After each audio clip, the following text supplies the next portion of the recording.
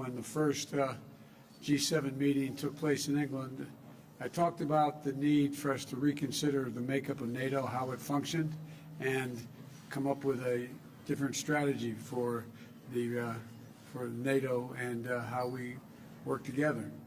And in addition to that, we also talked about the G7 taking on additional responsibilities.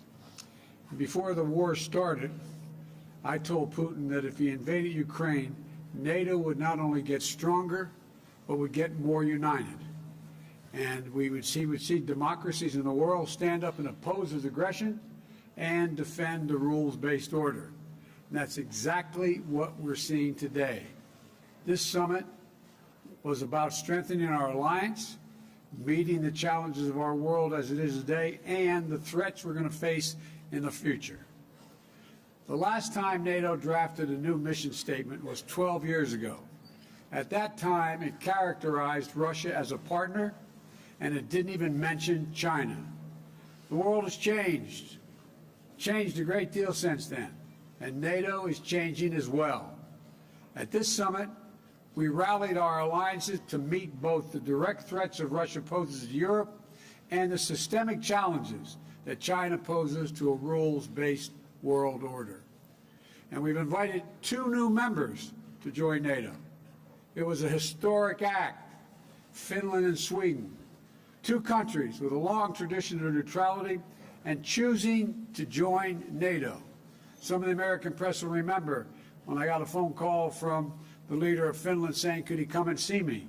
And he came the next day and said, will you support my country joining NATO?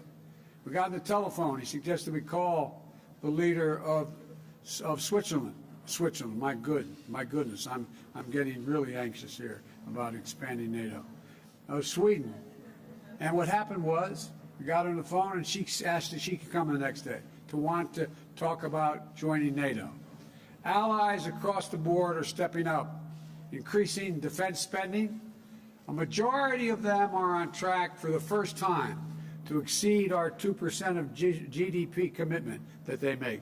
They agree to spend 2% of the GDP on defense.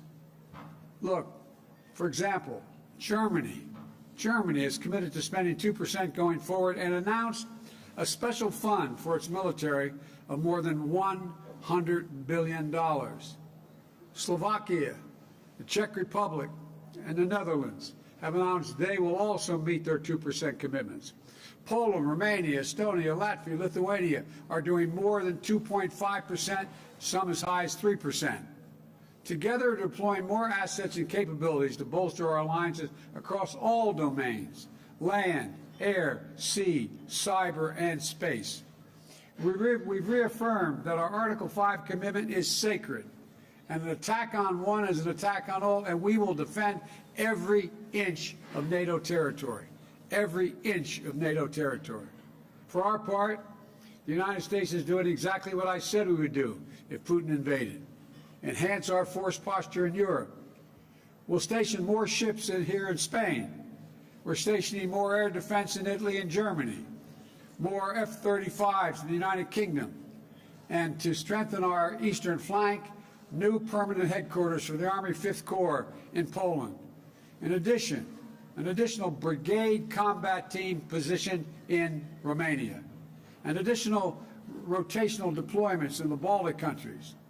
Things are changing to adapt to the world as we have it today. And all of this is against the backdrop of our response to Russia's aggression and to help Ukraine defend itself. The United States is rallying the world to stand with Ukraine. Allies and partners around the globe are making significant contributions. Secretary Austin just brought together more than 50 countries, pledging new commitments. And this is a global effort to support Ukraine. Nearly 140,000 anti-tank systems, more than 600 tanks, nearly 500 artillery systems, more than 600,000 rounds of artillery ammunition, as well as advanced multiple launch rocket systems, anti-ship systems, and air defense systems. And again, the United States is leading the way We provided Ukraine with nearly $7 billion in security assistance since I took office.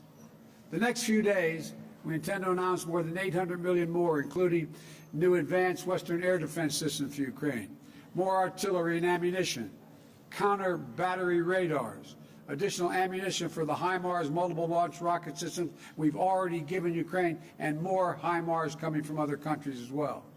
We also welcome for the first time our partners in the Indo-Pacific to participate in the Nato Summit. As I indicated to Putin, his action would cause worldwide response. Bringing together democratic allies and partners from the Atlantic and the Pacific to focus on the challenges that matter to our future and to defend the rules-based order against the challenges, including from China. In the G7 in Germany, we also launched what started off to be the Build Back Better notion, but it's morphed into the Partnership for Global Infrastructure and Investment to offer developing and middle-income countries better options to meet their urgent infrastructure needs. Because when the United States and G7 countries put skin in the game, it helps bring millions of dollars up to, before it's all over, up to possibly $1 trillion of private sector money off the sidelines. $600 billion in just the next few years. Unlike China, these projects will be done transparently and with very high standards. For example, the U.S. government just facilitated a new partnership between two American firms and the government of Angola to invest $2 billion building a significant solar project in Angola. It's a partnership that will help Angola meet its climate goals and energy needs while creating new markets for American technologies and good jobs in Angola. As you heard me say before, when I think climate, I think jobs. And the G7 also said we'd work together to take on China's abusive and coercive trade practices and rid our supply chains of products made with forced labor. We task our teams to work on the details of the price cap on Russian oil to drive down Putin's revenues without hurting Americans and others at the gas pump. We'll seek to use the funds from the tariffs on Russian goods to help Ukraine rebuild. We've committed more than $4.5 billion, more than half of that from the United States, to address food insecurity and the immediate crisis caused by the Russian war.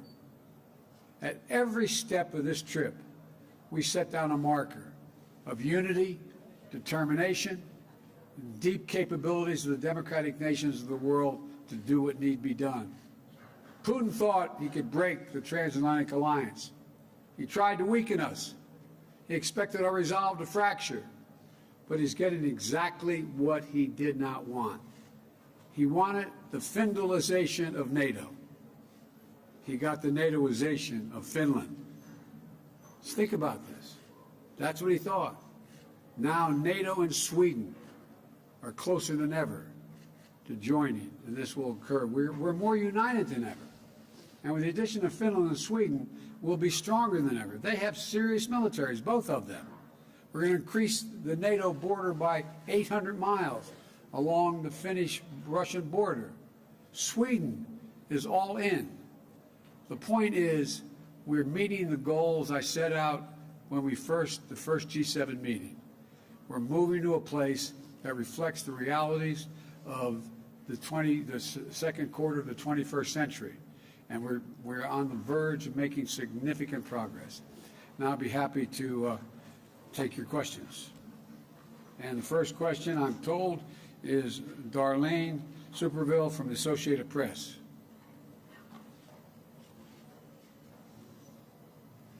Thank you, Mr. President.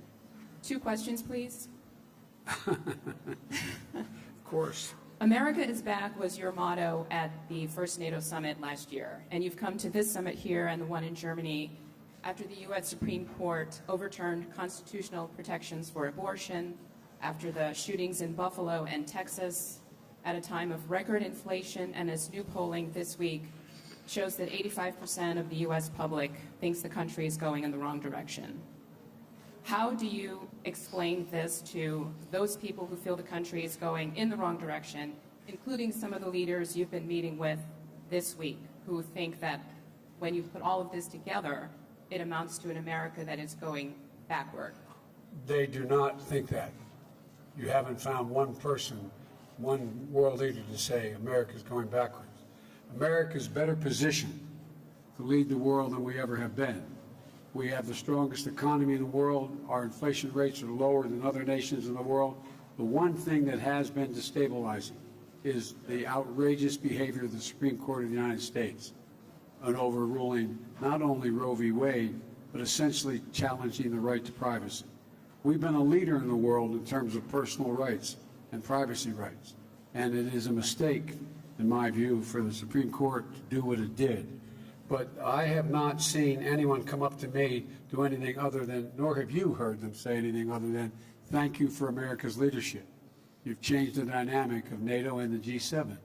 So I can understand why the American people are frustrated because of what the Supreme Court did. I can understand why the American people are frustrated because of inflation.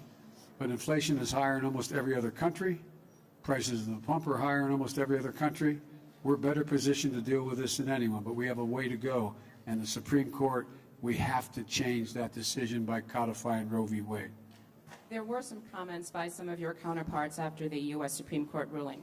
But my second question is, G7 leaders this week pledged to support Ukraine, quote, for as long as it takes. And I'm wondering if you would explain what that means to the American people, for as long as it takes.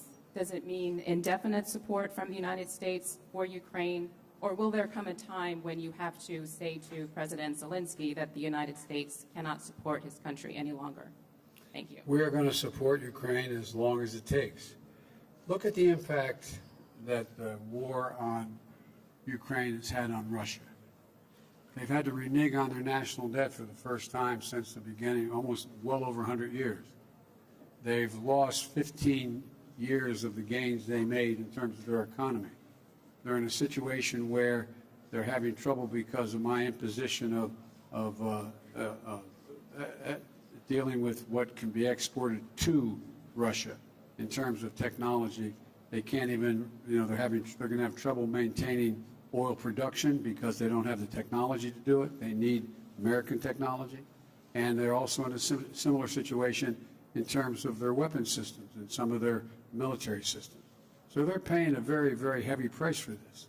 And just today, Snake Island is now taken over by the Ukrainians. So we are going to stick with Ukraine, and all of the allies are going to stick with Ukraine as long as it takes to, in fact, make sure that they are not defeated by Ukraine. In Ukraine by Russia. And by the way, think of this. Ukraine has already dealt a severe blow to Russia. Russia, in fact, has already lost its international standing. Russia's in a position where the whole world's looking and saying, wait a minute, all this effort, you tried to take the whole country, you tried to take Kyiv, you lost, you've tried to take the Donbass and all of it, you haven't done that yet. The generic point is that we're supplying them with the capacity and the overwhelming courage they've demonstrated that, in fact, they can continue to resist the Russian aggression. And so I don't know how it's going to end, but it will not end with a Russian defeat of Ukraine in Ukraine. I'm supposed to go down the list here. Jim Tankersley, New York Times. Mr. President, thank you. This week, you and the G7 allies introduced a plan for an oil price cap for Russian exports, which is not yet filled out, and obviously is a response to the high price of gasoline in the United States and around the world. Are you confident that that cap would bring down prices for American drivers? And how long is it fair to expect American drivers to continue to pay a premium because of this war? Let me hear this. The second part of the question was, would it bring down the price? Will it bring down prices? And the war has pushed prices up. They could go as high as $200 a barrel, some analysts think. How long is it fair to expect American drivers and drivers around the world to pay that premium for this war? As long as it takes, so Russia cannot, in fact, defeat Ukraine and move beyond Ukraine. This is a critical position for the world. Here we are. Why do we have NATO? I told Putin that, in fact, if he were to move, we would move to strengthen NATO. We would move to strengthen NATO across the board. Look, let me explain the price. I suggested a while ago that what we should consider doing is putting a cap on the amount of money that we would pay for, the world would pay for Russian oil, and that we would not provide, the West provides insurance, would not insure Russian ships carrying oil. We would not provide insurance for them, so they would have great difficulty getting customers. The point is that we've said to them, here's the deal. We're going to allow you to have a profit on what you make, but not the exorbitant prices that you're charging for the oil now. We've delegated a commission, a group of our national security people to sit down and work out that mechanism. We think it can be done. We think it can be done, and it would drive down the price of oil, and it would drive down the price of gasoline as well. In addition, at home, I have also called for changes. I've released 1 million barrels of oil per day from our oil reserve, and in addition to getting other nations to move forward, a total of 240 million barrels of oil to release from the Strategic Petroleum Reserve, number one. Number two, I've asked Congress, would they in fact go and temporarily end the tax on gasoline at the pump? And thirdly, to ask the states to do the same thing. If we do these things, it's estimated we could bring down tomorrow, if Congress agreed and the states agreed, we could bring down the price of oil about $1 a gallon at the pump, in that range. And so we could have immediate relief in terms of the reduction of the elimination of temporary elimination of the gas tax. And so I think there's a lot of things we can do and we will do, but the bottom line is, ultimately, the reason why gas prices are up is because of Russia. Russia. The reason why the food crisis exists is because of Russia. Russia not allowing grain to get out of Ukraine. And so that's the way in which I think we should move, and I think it would have a positive impact on the price at the pump as well. Jordan Fabian, Bloomberg.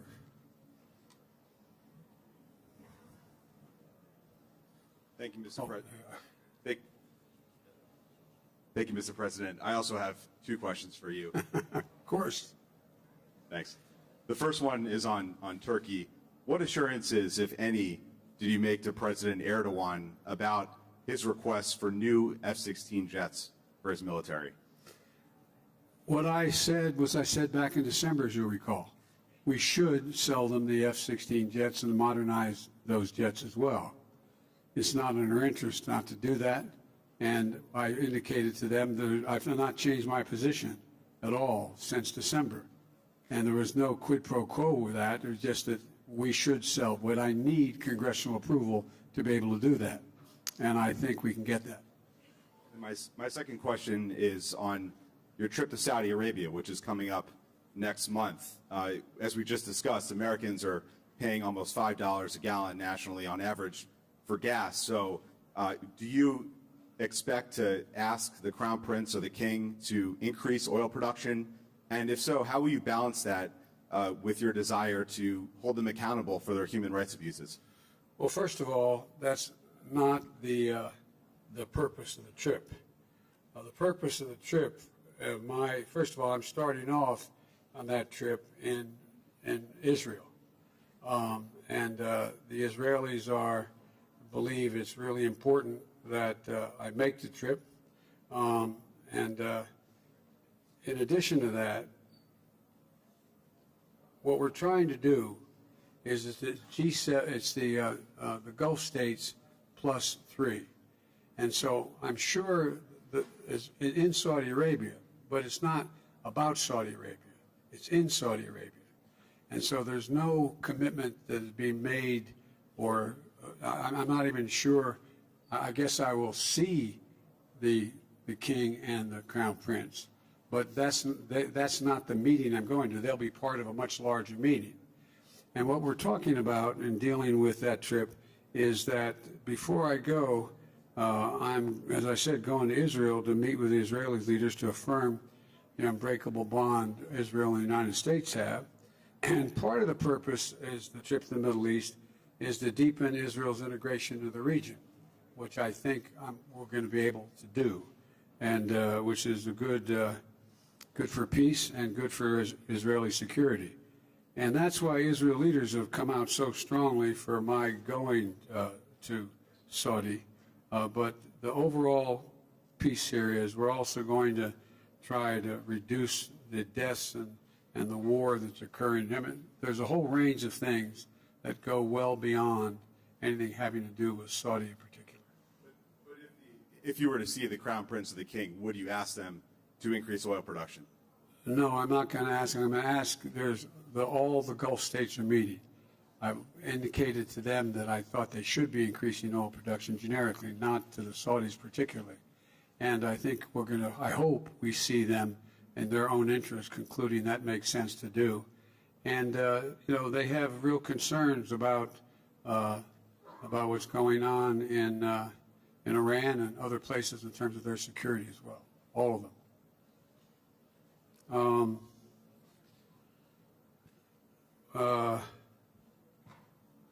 Tarina, the Wall Street Journal.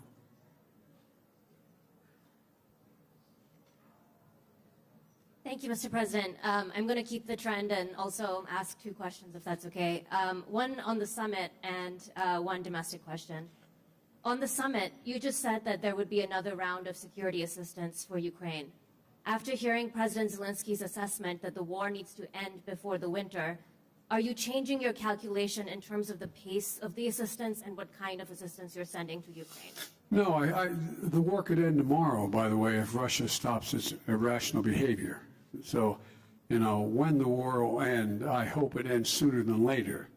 But for it to end, they have to be in a position where the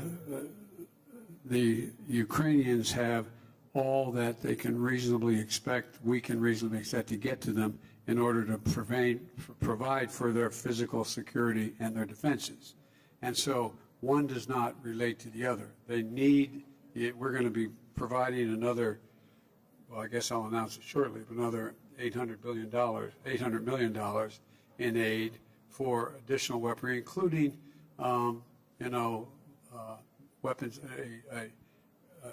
including air defense system, as well as offensive weapons. I have a whole list I'd be happy to give to you, but that's the next tranche that's going to occur. And on the domestic question, sir, what further specific executive actions are you considering in response to the Roe ruling, and would you declare a public health emergency, as several Democrats are calling on you to do?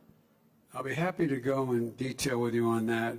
I'm having a meeting with a group of governors when I get home on Friday, and I'll have announcements to make then. But the first and foremost thing we should do is make it clear how outrageous this decision was and how much it impacts not just on a woman's right to choose, which is a critical piece, but on privacy generally. And so I'm going to be talking to the governors as to what actions they think I should be taking as well.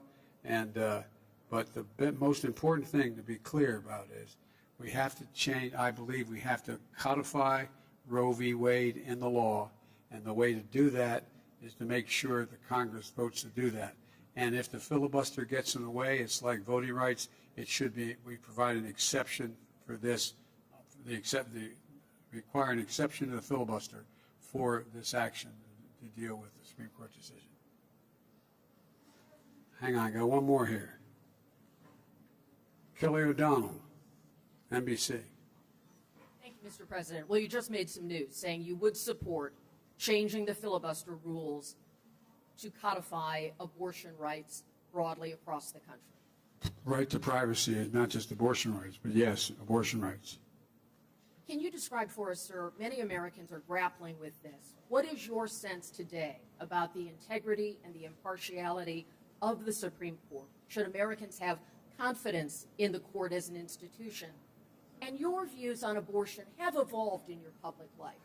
Are you the best messenger to carry this forward when Democrats, many of them, many progressives, want you to do more? Yeah, I am. I'm the President of the United States of America.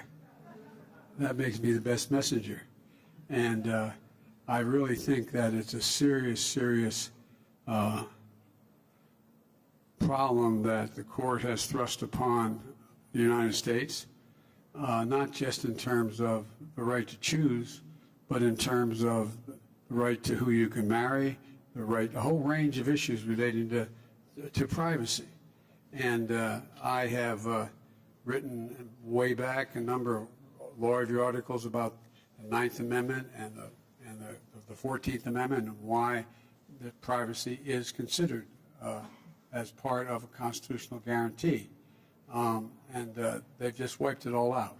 And so I'm the only president they got, and I feel extremely strongly that I'm going to do everything in my power, which I legally can do in terms of executive orders, as well as push the Congress and the public. The bottom line here is, if you care, if the polling data is correct, and you think this decision by the court was an outrage or a significant mistake, vote. Show up and vote. Vote in the off year and vote, vote, vote. That's how we'll change it. All right, guys. No, there's no such thing as a quick one. I'm out of here. Thank you all very much.